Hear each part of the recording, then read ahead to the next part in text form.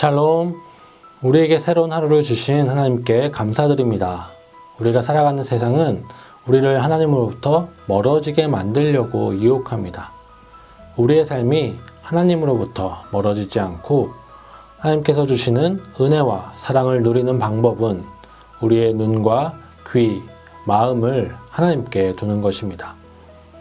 하나님을 바라며 기도의 자리로 나온 우리에게 주시는 하나님의 말씀은 민수기 25장입니다.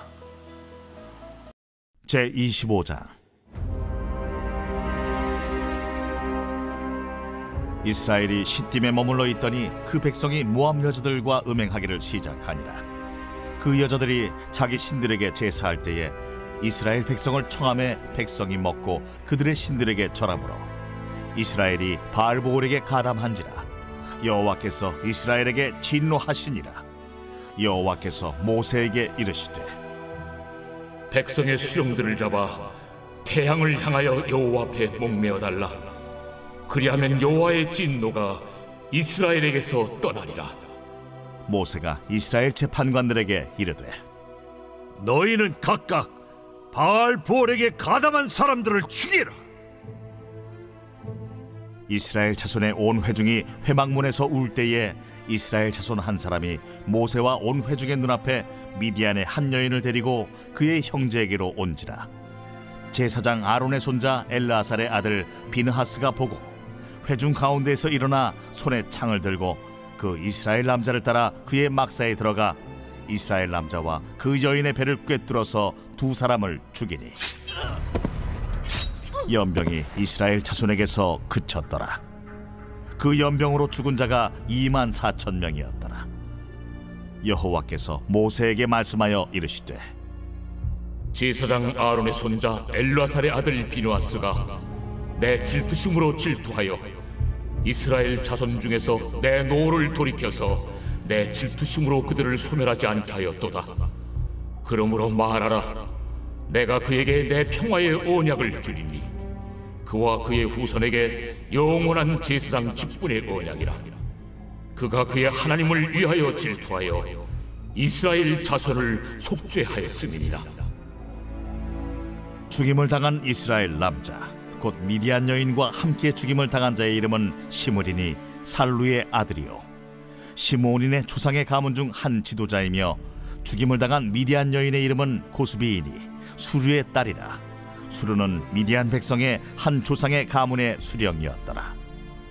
여호와께서 모세에게 말씀하여 이르시되 미디안인들을 대적하여 그들을 치라.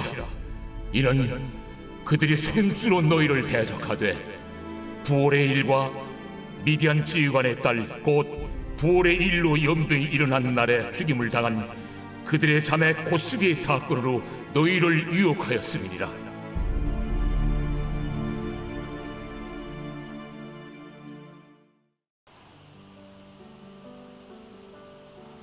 자신의 성공과 이익을 위해서 이스라엘을 저주하려고 했던 발람 선지자는 하나님의 간섭하심으로 실패하였습니다. 그러나 그는 다른 방법을 통해 자신의 뜻을 이루고자 합니다. 그것은 이스라엘 백성으로 하여금 스스로 하나님을 떠나게 하는 것이었습니다. 발람 선지자는 꾀를 내어 모압과 미디안 족속을 통하여 이스라엘 백성이 죄를 짓도록 유혹하였습니다. 성경에서 그려진 내용을 통해 이스라엘 백성이 죄를 짓게 된 과정을 유추하면 다음과 같습니다.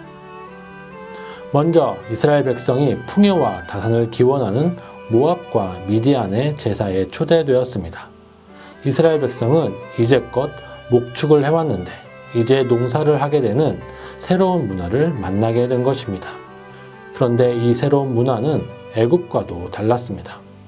그래서 이스라엘 백성은 그들의 제사 의식이 새로운 문화의 축제로 생각하여 거리낌 없이 참여하였을 것입니다. 그러나 축제가 무르익으며 바알 정교 제사의 진면목을 보여줍니다. 그것은 바알부올을 섬기는 여인들과 성관계를 통해 풍요와 다산을 기원하는 의식을 행하는 것이죠. 이스라엘 백성은 그 축제 가운데 여인들과 동침을 하며 이방 제사 의식에 참여하게 된 것입니다.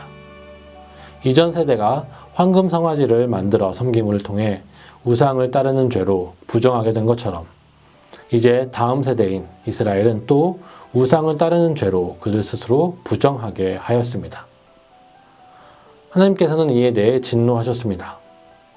하나님의 백성은 거룩해야 합니다. 그렇지 않으면 하나님의 거룩한 임재 속에서 죽을 수밖에 없습니다. 그래서 하나님은 죄를 잘라냄을 통해 공동체의 정교를 유지하도록 하셨습니다.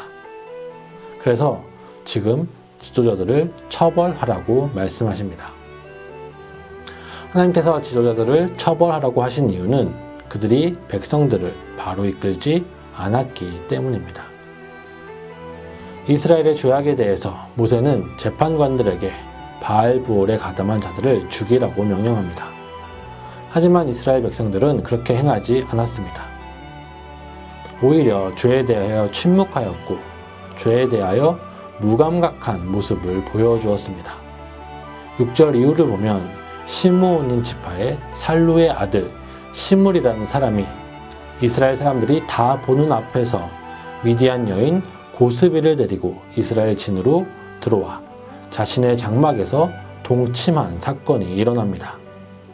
시므리는 그것이 잘못인 줄 알고도 자신의 형제들이 보고 있음에도 불구하고 거리낌 없이 고의로 죄를 짓고 있습니다.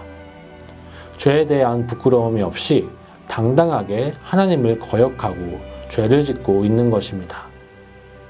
그리고 그 시므리를 이스라엘 백성들은 분명히 보았습니다. 그가 분명히 하나님께 죄를 짓고 있는 것을 보았습니다. 그러나 아무도 시므리를 막지 않았습니다. 백성들을 바르게 이끌어야 할 지도자조차도 침묵하고 죄를 방관하고 보고만 있었습니다. 하나님께서는 공동체 속에서 누군가 죄를 지음에도 방관하는 것은, 침묵하는 것은 그 죄에 동조하는 것으로 생각하시고 지도자도 함께 처벌하라고 명령하신 것입니다. 이때 한 사람이 나섭니다. 바로 엘르아살의 아들 비느하스입니다. 그는 시므리가 죄를 짓는 것을 보고 시므리를 따라 들어가 남자와 여인을 한꺼번에 꿰뚫어 죽였습니다. 비느하스는 두 사람을 성관계 중, 즉 죄를 짓는 중에 죽여 죄에 대한 분명한 처벌을 보여주었습니다. 성경은 비느하스가 하나님의 질투로 질투하였다라고 말합니다. 이 질투라는 단어는 열심, 열정의 의미도 가지고 있습니다. 즉, 거룩에 대한 하나님의 열정에 대해서 비느하스는 열정을 가지고 있었습니다. 비느하스는 하나님의 마음을 알고 있었고 하나님의 마음을 따라서 하나님을 위해서 그렇게 행동한 것입니다. 모두가 침묵하였음에도 하나님의 마음을 알기에 비느하스는 그렇게 행동할 수 있었고 하나님께서 주시는 평화의 약속을 얻게 됩니다. 그리고 비느하스의 행동으로 이스라엘 가운데 연병이 그쳤습니다. 성경은 비느하스가 이스라엘의 백성을 속죄하였기 때문이라고 말합니다. 속죄의 핵심은 제물을 죽이는 제사 그 자체가 아닙니다. 제사를 통해서 내가 그 제물과 같이 죽어야 함을 인정하고 죄에서 돌이키는 회심과 회개가 핵심입니다. 그래서 성경은 하나님께서 구하시는 제사는 제물이 아니라 상한 심령이라고 말씀하고 있는 것이죠. 즉 비느하스는 죄를 분명하게 처벌함으로써 죄에 대한 분명한 심판의 모습을 보여주었고 비느하스의 그 모습을 통해 이스라엘이 자신의 죄를 깨닫고 돌이키게 된 것입니다. 그들은 스스로 속죄하여 생명을 얻게 된 것이죠. 이스라엘은 급변하는 시대 속에서 하나님을 떠나 세상에 물들었고 그것이 죄임을 알고도 돌이키지 못하였습니다. 이스라엘의 모습은 우리와 별반 다르지 않습니다. 우리가 사는 삶도 점점 복잡해지고 급변하는 사회입니다. 이 변화하는 세상 속에서 하나님의 뜻을 분별하기 점점 어려워지고 있습니다. 그리고 하나님의 뜻을 안다고 하더라도 우리의 삶 속에서, 불의한 이 세상 속에서 하나님의 뜻대로 너무 살기 힘이 듭니다. 성공을 위해 불의한 일을 아무렇지도 않게 생각하는 세상 속에서 불의한 일을 방해받게 되고, 타협하지 않으면 생존조차도 위협받는 상황에 사는 사람들이 있습니다. 그래서 우리는 하나님의 뜻이 아닌 줄 알면서 불의에 타협하게 됩니다. 이 세상 속에서 어떻게 우리는 죄를 이기고 하나님의 마음을 따라 살아갈 수 있을까요? 우리에게는 세상을 이길 수 있는 용기와 힘과 지혜가 없습니다. 그러기에 우리는 하나님을 바라보아야 합니다. 하나님의 마음에 집중해야 합니다.